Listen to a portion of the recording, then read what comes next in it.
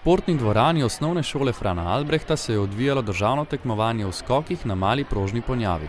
Tekmovanja se je udeležilo preko 300 učencev slovenskih osnovnih in srednjih šol. Tekmovanje je potekalo preko celega dneva v različnih disciplinah. V posameznih, nekategoriziranih skupinah in v ekipnih skupinah.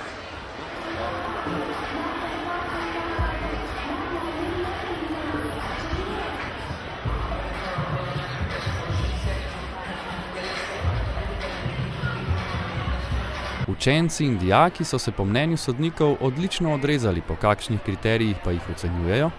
Ja, ob vsaki stezi vidite, sedita po dva sodnika. Ona dva trenerji oziroma mentorji vsak svojemu tekmovalcu skupaj z njim določijo, katere skoke bodo otroci skočili.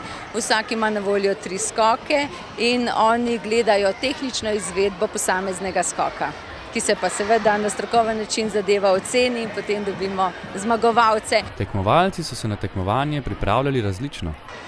Ja, 1-2krat na teden smo trenirali, glih toliko, bolj za zabavo. 2 meseca. Ja, treniramo pač. V bistvu celo leto, no? Ja, skačemo in ni nekega posebnega stresa, ampak samo pripravljamo se. Zmeraj, ampak najbolj je pomembna zabava, no, da otroci uživajo, da so v športu, da niso nek na ulici, tako da ta glaven del je to, no. Seveda, treba se jo pripraviti, zaradi tega, da ne pride do poškodb. Ne, niso bile kaj preveč zahtevne, no, tako. Niti ne. Kaj se pa kaj ocenjuje pri tem tekmovanju? Ja, vse, pač težavnost skoka in elegantnost in pač koraki. Seveda, brez glasne podpore navijačev s tribun tudi ne gre.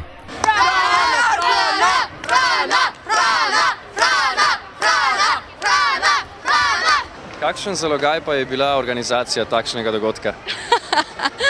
Ja, zalogaj je pa kar precejšen. Mi smo sicer osnovna šola Frana Albrehta, izvajalci tega prvenstva in tukaj moram pohvaliti celotno ekipo. Sodelavci so priskočili na pomoč, tako da nas je kar nekaj več v ekipi in zaenkrat se poteka po programu. Iskrene čestitke in še veliko športne sreče v prihodnje.